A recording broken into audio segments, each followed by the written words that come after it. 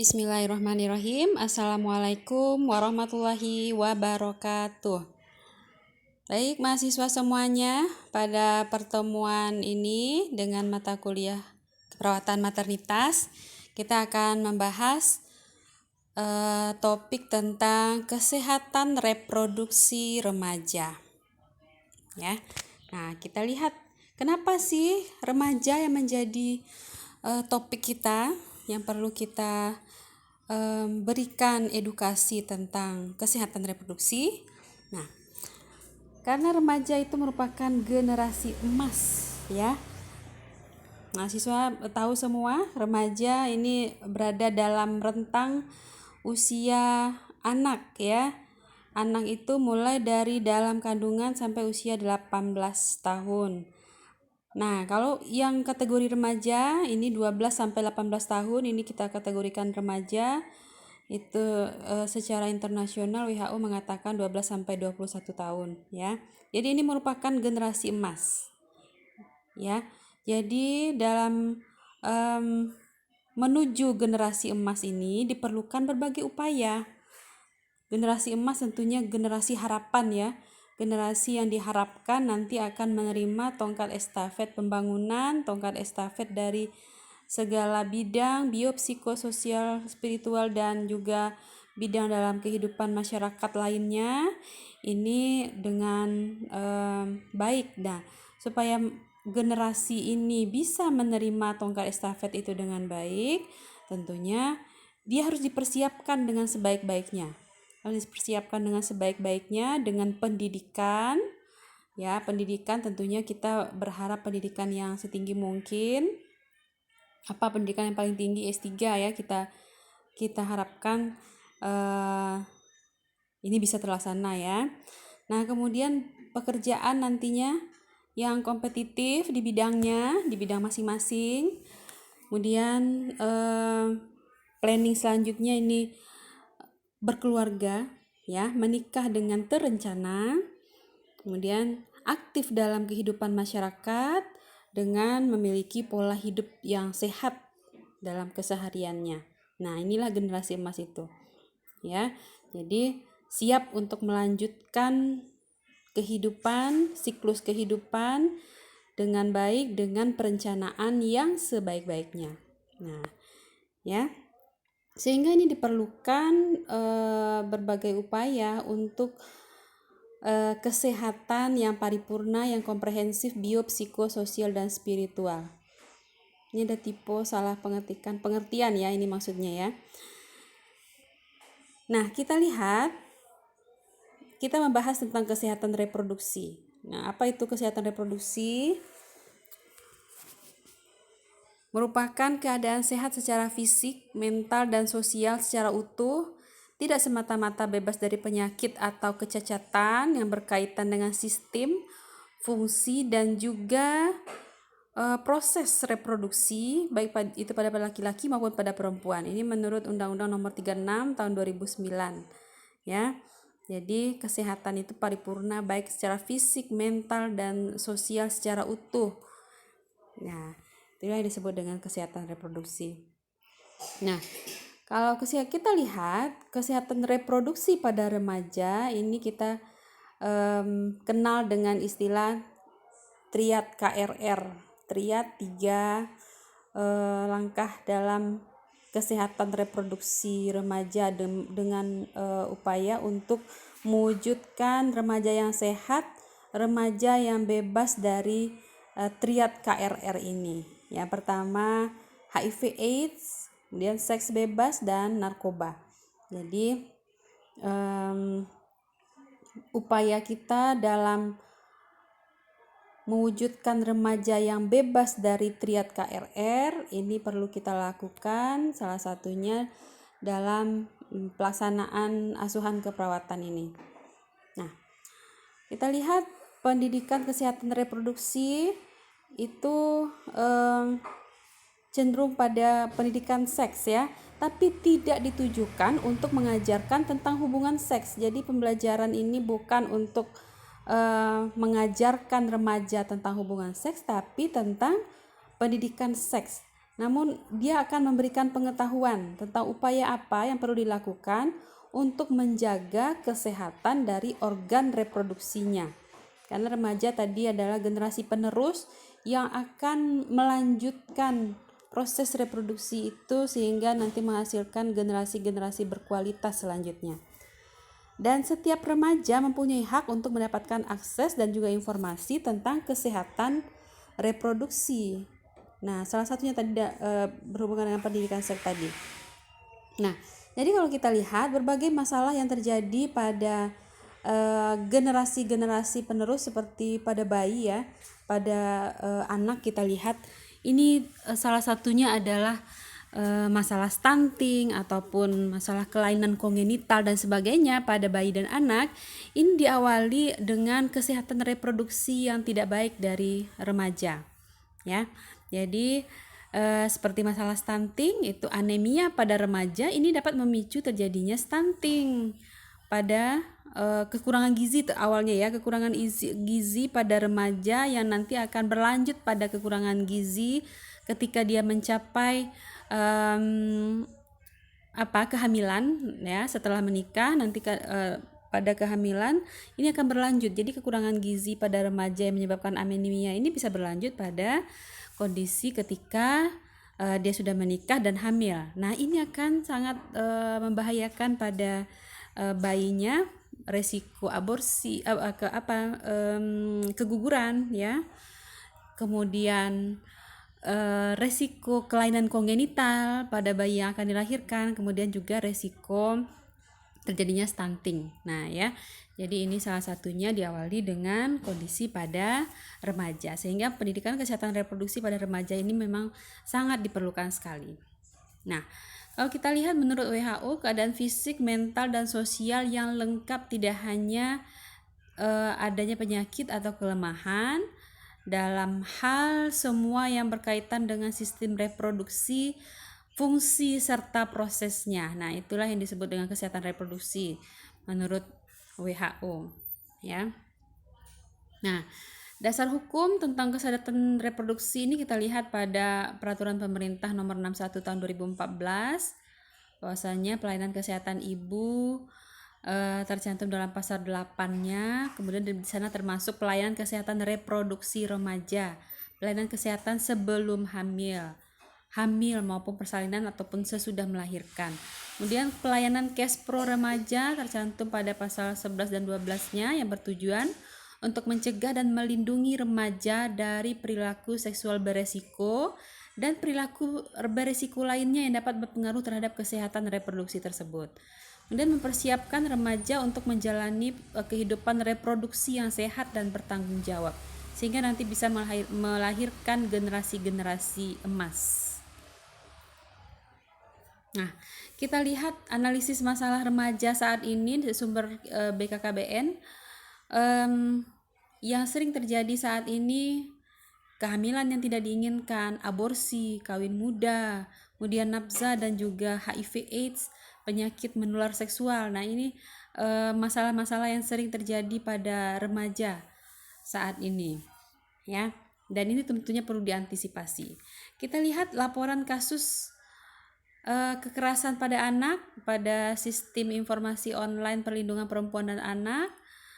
Kita lihat dari jumlah anak yang ada di Indonesia, 3.296 itu adalah anak perempuan yang menjadi korban kekerasan, dan 1.319-nya adalah anak laki-laki yang menjadi korban kekerasan. Nah, kekerasan itu apa saja? Ada 1.000, yang paling tinggi yang kita lihat angkanya di sini adalah 2.556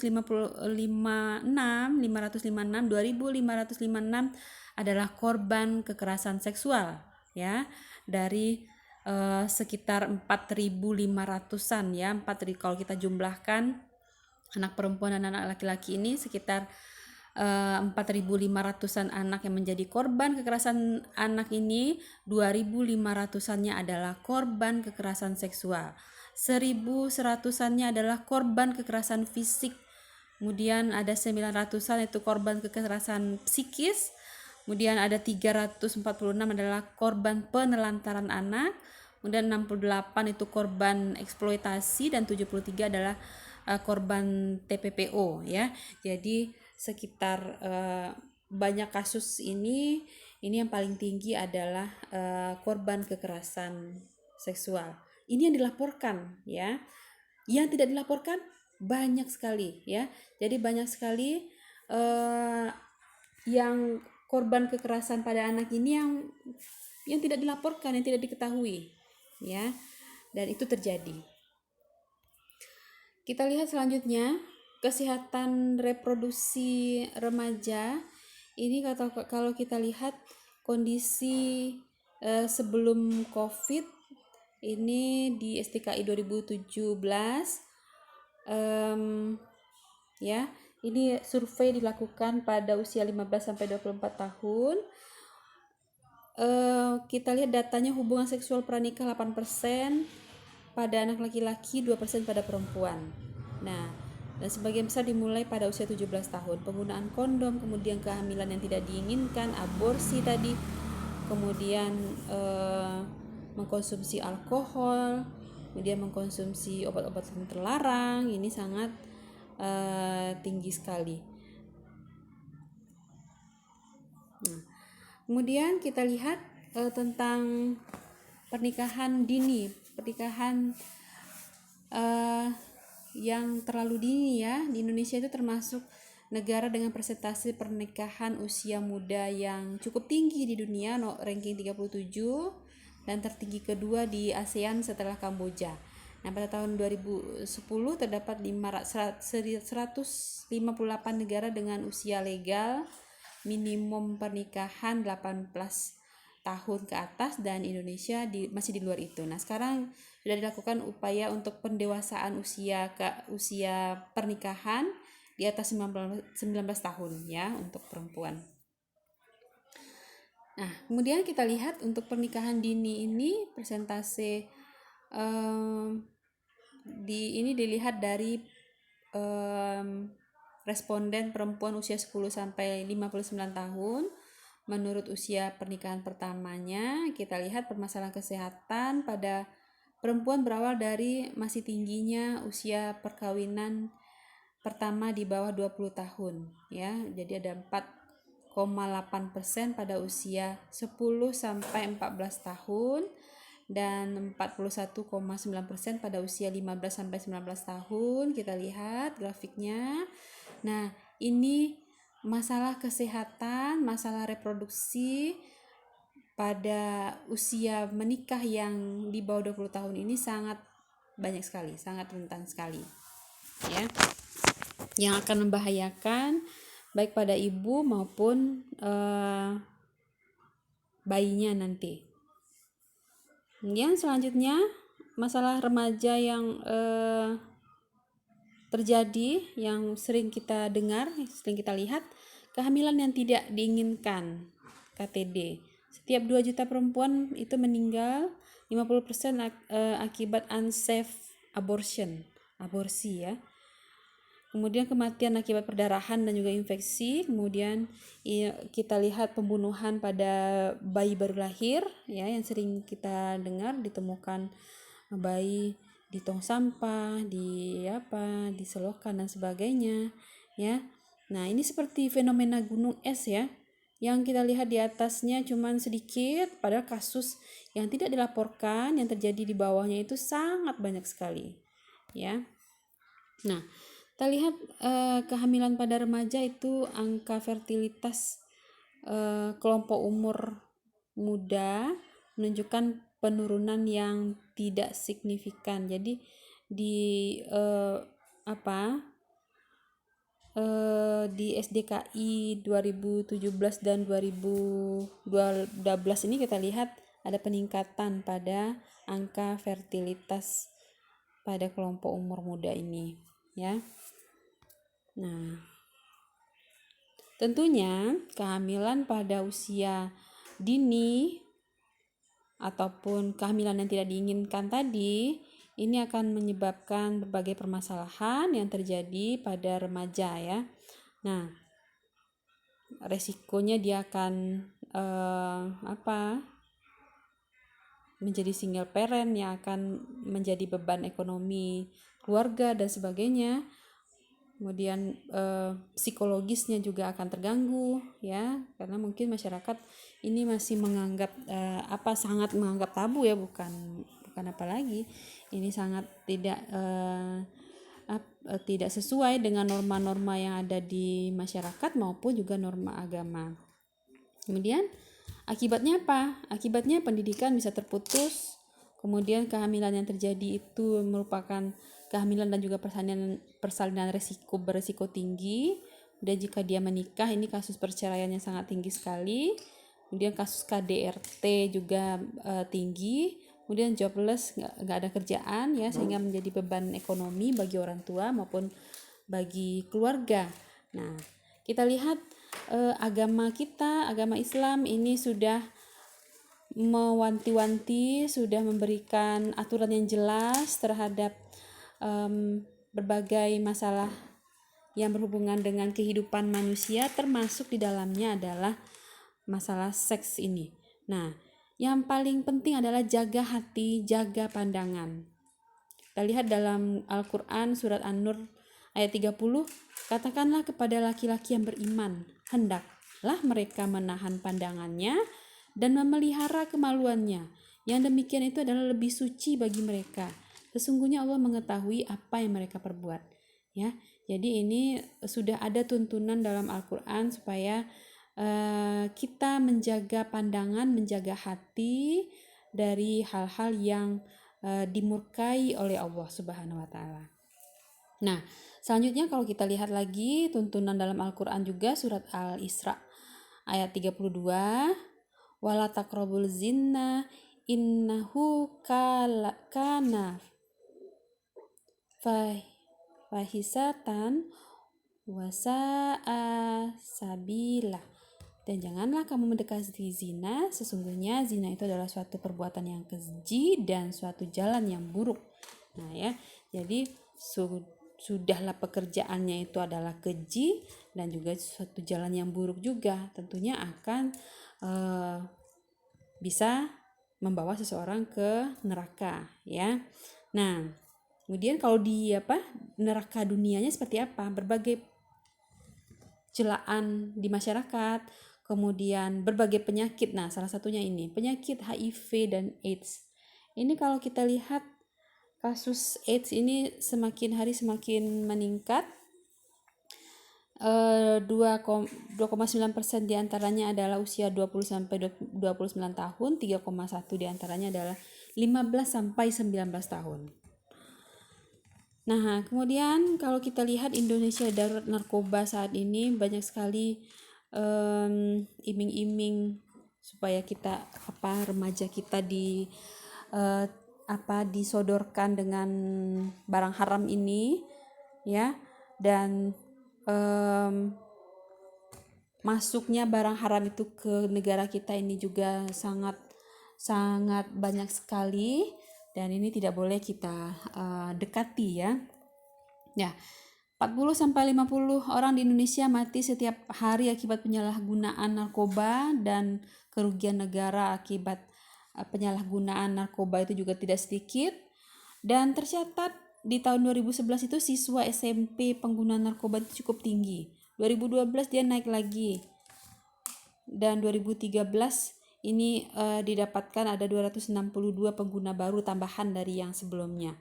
Nah, jadi yang ini sama fenomena gunung es juga, jumlah sesungguhnya bisa 10 kali lipat dari data yang tercatat, karena banyak yang tidak melaporkan atau banyak kondisi yang tidak diketahui yang tidak terdapat dalam hasil laporan ataupun pemeriksaan.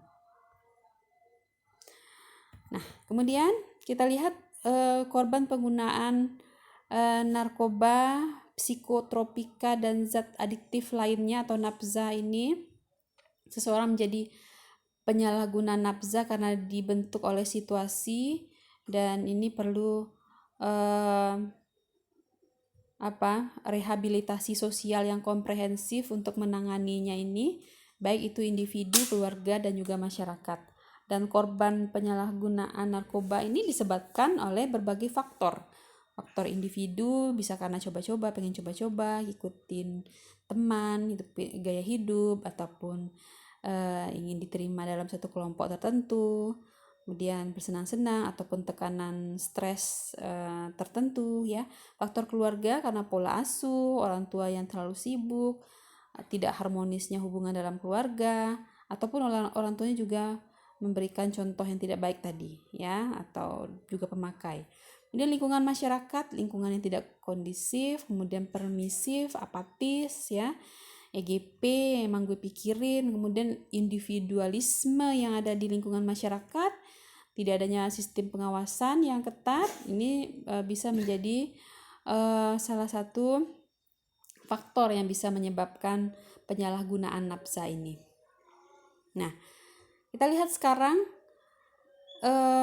dan sebenarnya masih banyak ya dampak ataupun permasalahan reproduksi remaja yang dapat terjadi. Kita sudah bahas tadi seks bebas, kemudian akibat dari seks bebas itu, kemudian nafsa atau penyalahgunaan narkoba, kemudian HIV/AIDS ya, 3 triad KRR tadi. Nah, sekarang kita lihat dampak pandemi terhadap kesehatan reproduksi remaja. Kalau kita lihat penurunan substansial dalam aktivitas fisik remaja dan peningkatan waktu screen time berhadapan dengan media elektronik, gadget ataupun HP ataupun komputer, ini selama masa pandemi COVID ini mungkin akan memberikan efek yang negatif ya, baik secara kesehatan fisik maupun mental remaja. Ini akan berpengaruh. Kemudian berkurangnya aktivitas seksual dan juga kepuasan seksual dari pria ataupun wanita yang sudah menikah. Ini akan beresiko terjadinya perilaku seksual yang beresiko, sehingga terjadinya kekerasan ataupun pelecehan seksual pada remaja ataupun tindakan-tindakan eksploitasi seksual pada anak-anak ya. Kemudian kondisi karantina juga menyebabkan efek psikologis yang negatif, termasuk gejala stres, traumatis, dan kebingungan dan juga kemarahan. Kemudian karantina juga dapat meningkatkan risiko kekerasan berbasis gender, kekerasan dalam rumah tangga yang sering terjadi ya, karena dampak sosial ekonomi yang terjadi karena masa pandemi ini. Nah, untuk itu diperlukan kecakapan hidup atau life skill terkait dengan kesehatan reproduksi. Nah, apa saja kecakapan hidup yang harus dipunyai remaja terkait dengan kesehatan reproduksi? Yang pertama, remaja harus bisa mengenal diri sendiri dan nilai-nilai pribadinya yang ada di dalam dirinya. Dan remaja itu harus mempunyai perencanaan masa depan, harus punya perencanaan, harus tahu apa yang akan dilakukannya di masa depan. Kemudian yang ketiga, remaja harus bisa mengambil keputusan terkait dengan seksualitas dan perilaku seksual. Mana yang benar, mana yang tidak, ada tuntunannya di dalam Al-Quran yang harus kita jaga, yang harus kita patuhi, yang harus kita ikuti, dan juga norma-norma di masyarakat yang perlu kita lihat, yang perlu kita laksanakan ya. Kemudian yang keempat, melindungi diri dari kekerasan dan pelecehan seksual. Ini juga penting. Jangan hanya menjadi pasif dan apatis. Remaja harus bisa melindungi dirinya dari kemungkinan resiko terjadinya kekerasan ataupun pelecehan seksual. Jangan mau untuk diajak ke berdua-duaan ya. Jangan mau untuk diberikan iming-iming uang ataupun hal-hal yang menyenangkan sehingga nanti bisa beresiko terjadi pelecehan seksual pada remaja ya. Jadi jangan mau dibawa ke tempat-tempat yang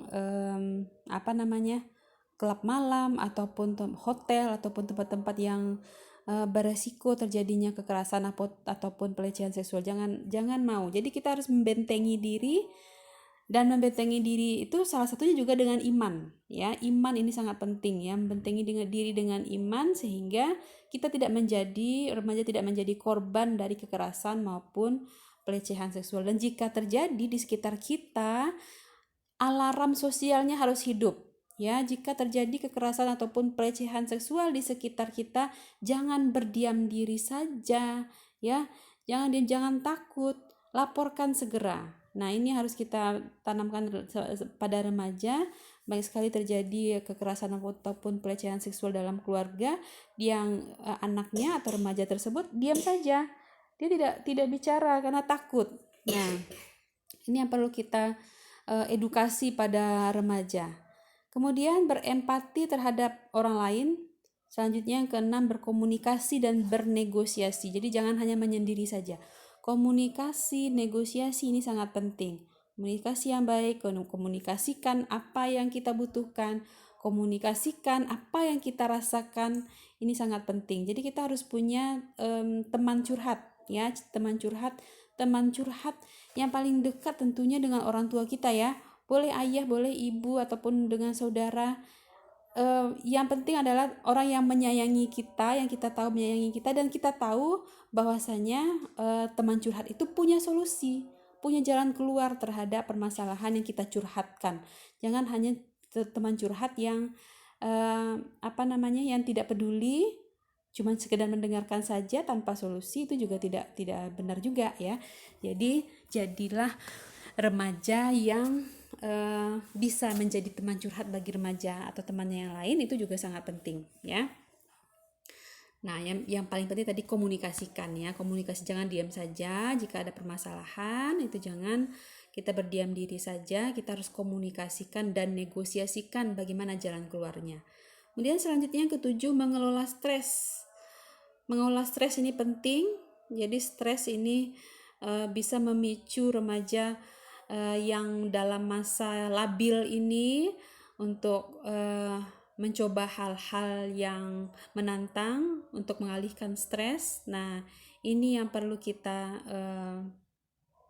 kelola, ya, mengelola stres dengan baik, sehingga jika perlu pengalihan perhatian, tentunya kita perlu mengarahkan remaja untuk mengalihkan perhatian kepada hal-hal yang produktif, yang baik, yang bisa bersifat membangun, ya, yang positif, kegiatan-kegiatan positif, sehingga bisa memberikan nilai-nilai ataupun memperbaiki kondisi selanjutnya, ya.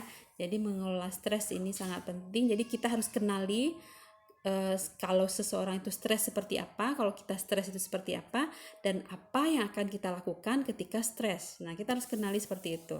Ada orang yang dengan berdoa atau dengan sholat atau dengan membaca Al-Quran, ya, ataupun mengolah stres dengan bercerita pada teman-teman atau bercerita pada orang tua, atau mungkin sejenak kita butuh waktu untuk sendiri, tidak apa-apa, tapi setelah itu harus kita buka diri kita untuk menyelesaikan permasalahan sehingga stresnya tidak berkepanjangan, ya. Nah, ini connect dengan yang ke-8, mencari bantuan.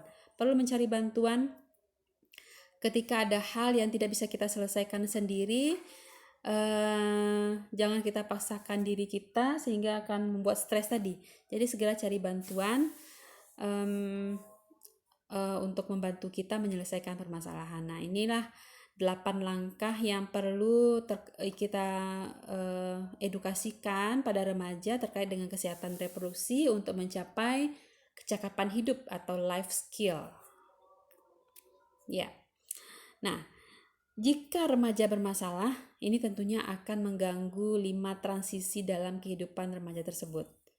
Terganggu melanjutkan sekolahnya, terganggu mencari pekerjaan, terganggu untuk memulai kehidupan berkeluarga, terganggu untuk menjadi masyarakat yang baik, terganggu dalam mempraktekkan hidup sehari-hari tadi, ya. Jadi ini tentu akan sangat mengganggu dalam kehidupan. Nah, perlu peran. Nah, peran yang paling penting di sini adalah peran keluarga. Mengapa keluarga? Nah, karena keluarga merupakan lingkungan pertama dan utama yang mempunyai peranan penting dalam memenuhi kebutuhan asah, asi, dan asuh. Dan keluarga merupakan tumpuan untuk menumbuhkan dan juga mengembangkan serta menyalurkan potensi yang ada dalam setiap anggota keluarga. Jadi keluarga adalah tempat belajar yang pertama ya. Jadi dalam keluarga kita mengimplementasikan ya 8 fungsi keluarga. Fungsi agama, sosial budaya, cinta dan kasih sayang, perlindungan, fungsi reproduksi, sosialisasi dan pendidikan, ekonomi dan juga lingkungan. Jadi ini perlu diimplementasikan dalam kehidupan berkeluarga. Sehingga nanti dalam keluarga yang baik tadi akan menghasilkan remaja yang berkarakter. Nah, itu harapannya ya. Jadi karakter akan terbentuk sebagai hasil dari pemahaman 3 hubungan yang pasti dialami oleh setiap manusia, yaitu hubungan dengan diri sendiri, intrapersonal, hubungan dengan lingkungan atau hubungan sosial dengan alam sekitar, dan hubungan dengan Tuhan yang Maha Esa atau spiritual. Dan setiap hasil hubungan tersebut akan memberikan pemaknaan atau pemahaman yang pada akhirnya akan menjadi nilai dan keyakinan. Jadi karakter ini akan terbentuk dari 3 hubungan tadi, diri sendiri, dengan alam sekitar, dan dengan Tuhan ya. Jadi ini akan memberikan pemaknaan pada diri kita sehingga ini akan menjadi kebiasaan, menjadi keyakinan sehingga akan terbawa ya. Inilah karakter.